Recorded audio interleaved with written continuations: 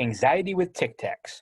I don't know about any of you, but when I'm nervous about something, I tend to think about it all day, unless I come up with a complicated mental trick to distract me.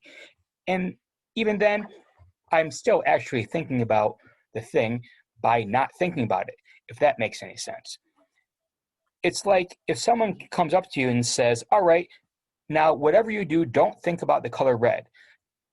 You try to picture a different color and repeat a recipe over and over in your head and try and count to 159, but somewhere in the back of your mind, you'd be going yellow, orange, red, dope. 3 eggs separated, 5 slices of American cheese, red, dang! 117, 118, look at Renee's red, ah! And that's how my October 7th went. I worked mightily to try and think about anything other than Jeffrey's gushing nose. But the distractions were truly pointless. In homeroom, I figured out that my breath was going to be present a challenge. I looked in my pocket of my Trapper Keeper for my box of Tic Tacs and found that it was about 3/4 full. I quickly popped in a Tic Tac, orange, which I'm not even sure helps your breath anyway, and ran off to first period, Miss Palma's class. I did all the usual take out your notebook stuff, but then became lost in my own little don't think about Jeffrey world. I used a trick that's pretty powerful for me. I came up with a really complicated math problem to solve in my head. A boy has a box of 40 Tic Tacs. The box is 3/4 full. The Tic Tacs need to last through the entire day and the bus ride home. The school day has 7 periods. Each period was 44 minutes long, with 3 minutes for passing between classes. Additionally, there is a 22-minute lunch period, and 4-minute afternoon homeroom period. The bus ride takes 15 minutes, including the wait for the bus, boarding, and the actual time in transit. If the boy wants to make his Tic Tacs last until the time he arrives at home, how many minutes must he wait between Tic Tacs? So while everyone else was writing whatever the day's journal was supposed to be, I was agonizing over the details of this math problem. Okay, there are how many 3-minute passing time? 7, not counting the one before lunch. So 8. 8 times 3 is 24. Plus the time in class, which is 44 minutes times 7. Okay, that's 308 minutes right there. Lunch is another 22 minutes, plus the bus is like 15 minutes. Wait, do I have to eat Tic Tacs during class? Who cares about my breath when I'm alone at my desk? But there is group work in some. Stephen, would you like to read your journal entry aloud? No, thank you, Miss Palma. Stephen, I know I phrased that as a question, but it was really a command. Yes, but mine is private. Private, Stephen? Yes, Miss Palma. Private, Stephen? Again, with the capital letters. Through my haze of math and memory, I gradually noticed that the class was cracking up. Stephen, I respect your privacy as much as the next teacher, but how private can your thoughts on this question be? Well, as it turns out, the topic was, should foreign language be taught in the middle school?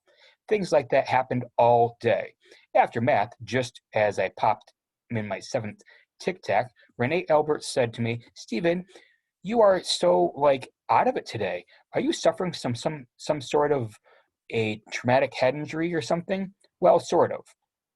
Are you sort of recovering, or was it a sort of injury?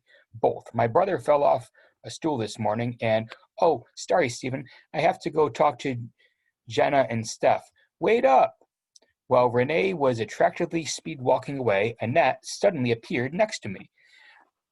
It wasn't the first time I noticed this, how Renee kind of swished around in a cloud of perfume, and Annette just popped up all of a sudden with some spastic hand puppet.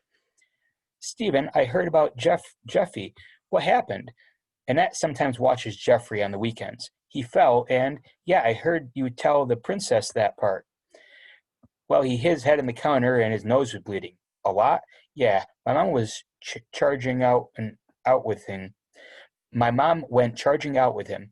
They went to the emergency room, and now I'm going to be in trouble. But I didn't even do... Is he okay? Was he really scared? I don't know. And The bell rang, which meant I'd be late for social studies, and Annette would be late to science. Well, Annette ran away down the empty hall. It suddenly hit me. I hadn't even thought about how Jeffrey was feeling, and I didn't really want to think too hard about it because I knew he'd be terrified. Plus, now I had to get a late pass, which probably meant I'd get detention. So, Jeffrey was getting me into trouble again, as usual.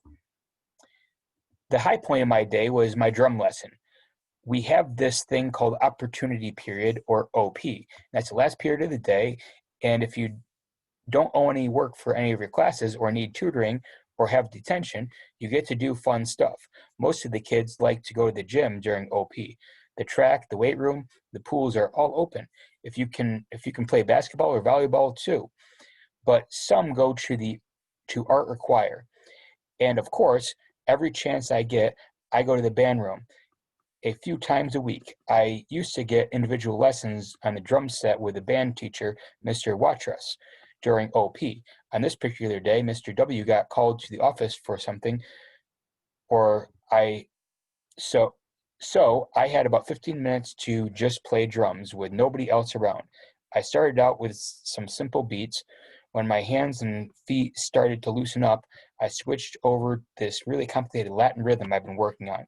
It took a lot of concentration to keep all four limbs moving independently of each other, which was perfect. I mean, I wasn't thinking about Jeffy's fall or late passes or even Renee Albert. I was just playing.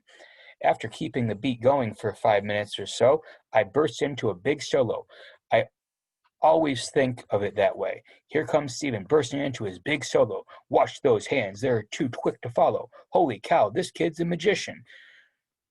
Like there's a Monday night football commentator standing over my left shoulder. Anyway, I was really flying. I started with both hands doing this kind of shuffle march on the snare drum pretty quietly.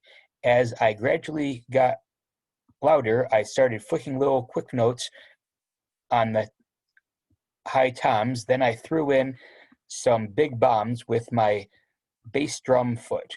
Soon I had an incredible fast paradiddle going between my left hand and right foot, while my left foot was keeping time with a hi-hat cymbal, and my right hand was going back and forth between the ride cymbal and the floor tom. The door opened and my eyes and looked up. The door opened and I opened my eyes and looked up. I never open my eyes when I'm practicing by myself. My private teacher always used to say, if I don't know where the drums are, you're probably playing the wrong instrument.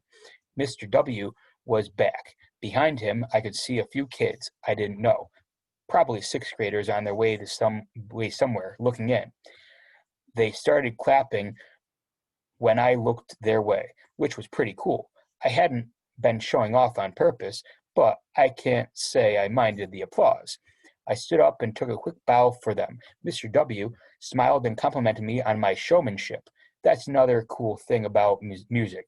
If you show off in sports, you're a hot dog. If you show off in class, you're a brainiac. But if you show off in drumming, people love it. Mr. W told me that my Latin rhythm sounding a little stiff and put on a CD for me to listen to. It was this old jazz album by Dizzy Gillespie. This should help you out. It's a cat named Dizzy. Yeah, he said cat. Music teachers have their own lingo. Dizzy Gillespie, the trumpet player. My grandfather told me about him once. Yeah, this is called Cuba B, Cuba Bop. When the tune came on, I couldn't believe it. There were probably about 5 drummers on the track. They were going crazy. The conga drum player was especially wild, playing insane fill-ins all over the place. At the same time, the trumpets were blasting like a herd of elephants, with Dizzy's horn flying high above everything. Then, just when it seemed it couldn't be possible to get any possible way to get more energy into music, everyone stopped playing except the conga guy. The man's voice started chanting in what sounded like Spanish. The chant got faster and faster. The congas got louder and louder, and the whole chorus of men came in, shouting, Cuba B, Cuba Bop. Over and over, the horns all roared back to life. Then one last explosion from a conga player. The song was over. Could you feel that, Pez? Mr. W was a conductor of the all-city high school jazz band, which is how I got in. He knew that the name Peasant bugged me, so one day he started calling me Pez for short, which was much better. Could I feel it? Oh my God, that was the coolest thing I've ever heard in my life. Good. You're about 7 months to get that conga part down. What do you mean? Well, I've decided that the spring concert is going to be all Latin music, and that song is going to be the finale. Would you like to play the congas on it? Congas on it? Of course, I'm dying to play that part, but Mr. W is one of those rare teachers who can actually take a joke. Oh, I don't know, Mr. W. I was really hoping to play the cowbell on it, or maybe, I don't know, the triangle. Get out of here, kid. You're going to miss your bus. I triumphantly popped my second to last Tic Tac back into my mouth and strolled out of the room, whistling Cuba B, Cuba Bop. My temporarily good cheer lasted until I got on the bus. Renee Albert caught my eye. Well, okay, she always catches my eye, and spoke. How's the brain injury? Which brought me back to reality. Really, really fast. I kept going toward the back of the bus without saying anything to Renee and sat down next to Annette. I had planned to tell her about Cuba B, Cuba Bop, but now my mind was back on Jeffy. I heard that, Stephen. That's really cool that you're confident enough to just ignore her. Ignore her? I didn't ignore her. I'm too stupid to think of the comeback. And now I have to go home and find out what happened to my brother and how long I'll be grounded for making breakfast. What? Long story. When Jeffy fell this morning, I was making him oatmeal. I had him up on the stool, and my mom thinks he shouldn't be there unless somebody's like an inch and a half away. So, if he needs stitches or something, even though I was being nice by making him what he wanted while the rents were sleeping, I'm going to get blamed. Well, your mom was right in a way. What do you mean? He did fall, right? So he wasn't safe on the stool. Thanks, Annette. Thanks a lot. That's exactly what I needed to hear right now. You're a very inspiring person. You know that? I was just trying to what? Show me the light so I can be saved from being such a horrible brother? So little angel Jeffy can be safe from my evil cooking schemes? I didn't mean to make you feel bad. Well, you did. I have been worrying about about this all stupid day.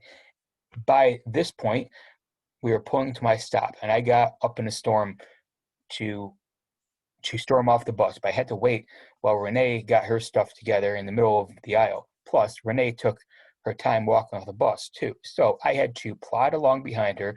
It's hard to storm and shuffle off at the same time, let me tell you. When I got off the bus, I watched Renee glide away. Then I looked up at Annette, and she was, as the bus started to move. Maybe it was the slanted fall sun glaring off the windows, but it almost looked like she was crying. Great. I let myself into the house and found my mom standing in the foyer. She had been waiting for me. When I might be in trouble, I usually try to speak first, before the rent started on me. So I plunged right in. Mom, I've been worried all day. Is Jeffy okay? She said in a strained, soft voice. Stephen, your brother is really sick. Did I? Was it because the fall this morning had nothing to do with it? Whew, I'm off the hook. But he's really sick. And this was the absolute worst thing about October 7th. One moment I'll never forgive myself for. When my mother began to tell me that my baby brother had leukemia, my first feeling was relief.